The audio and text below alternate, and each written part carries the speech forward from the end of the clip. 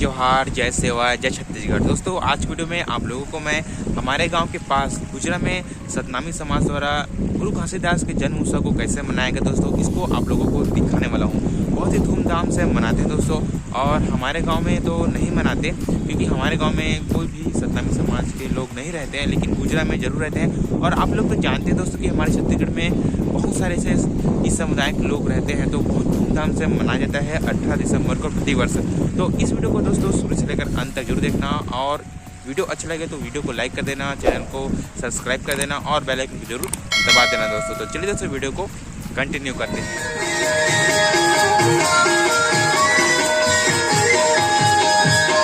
भैया तो पानी और बादल बिजली चमकने लगे। ए संसार के जितना भी पेड़ पौधा वो मन सोचे लगे कैसे भैया? आज गुरु बाबा के दर्शन कर ले बहु कह करके जी जा करके हवा गरजने लगे। अच्छा भाई, बादल चमकने लगे, पानी गिरने लगे, और गिरौदपुरी के जब तक जंगली जानवर है गांव गिरोह के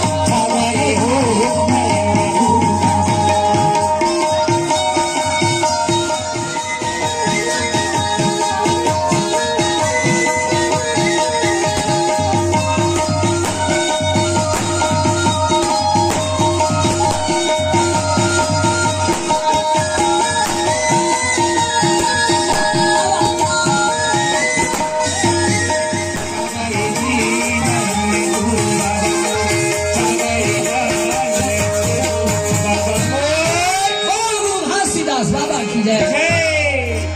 भैया ये धरती के चराचर जी वहाँ पर में भाई आनंद मनाए भाई। गुरु बाबा के दर्शन के लिए आनंद के समाचार और क्या करे थे जेला बजाए लावाई वहू मन बजावे भाई, जेला मन बजाए आवे तो मन बजाए भाई। गाना गाय बनावे वहू मन गीत गावे, जेला नहीं गीत गाए लावे तो मन गावे। खुशहाली के मारे मन में उमंग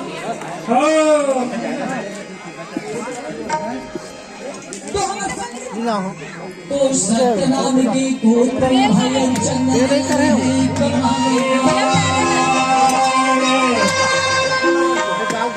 तो सतनाम के कोट है पूरा से गुरु घासी बाबा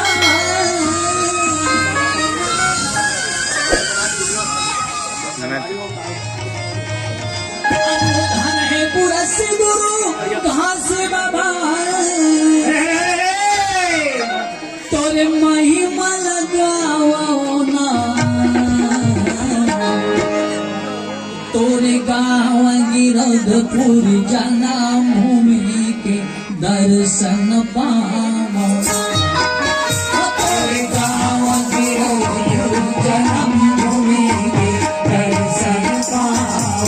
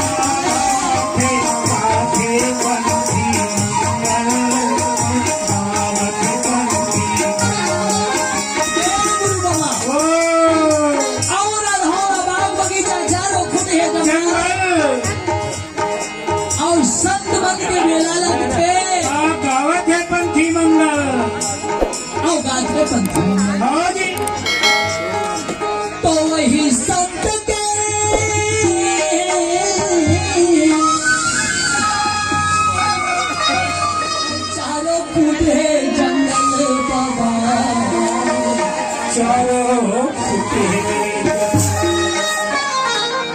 गुरु बाबा हाँ तो वही संत के तीर्थ धाम बा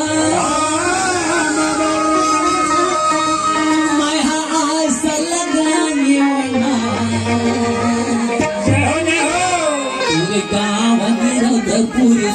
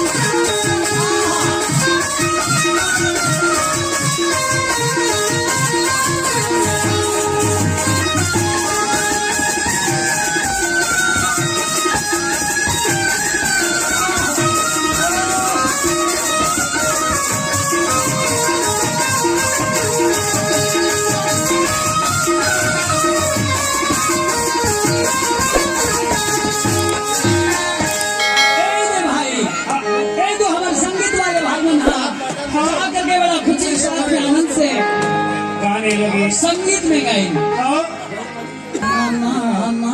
आए हो लाया हो लाया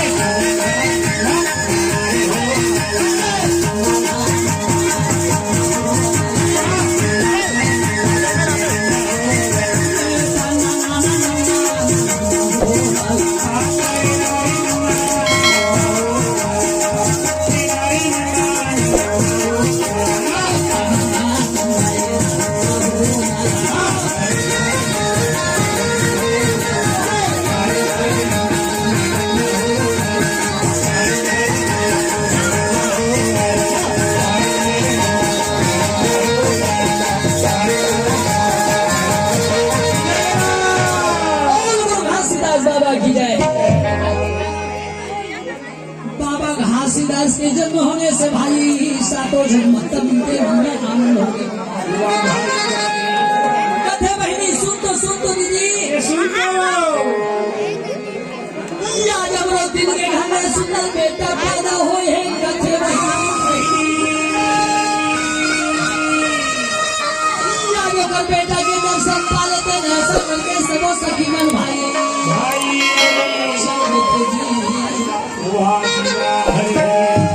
और जा करके घर के सामने में खड़ा हो गया तो ताकत से ए बहनी सुन तो दीदी,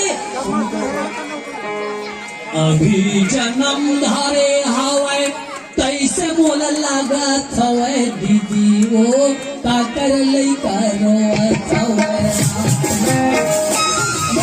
दीदी वो ताकर बेटा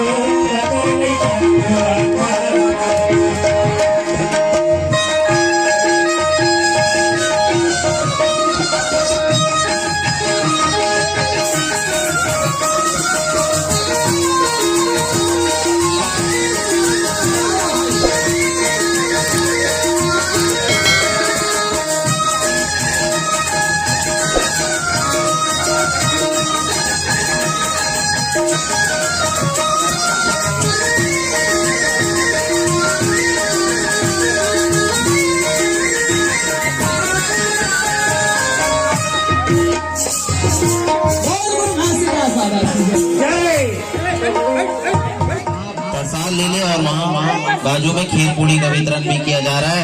तो यदि आप सभी को निवेदन है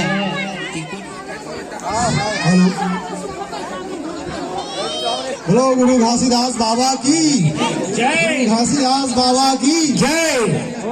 ये रात ही निकल जाएगा, वैसी इसकी महिमा है। गुरु घासीदास बाबा इस कलयुगी इंसान तो है, लेकिन वह इस कलयुगी संसार में भगवान की तरह अपने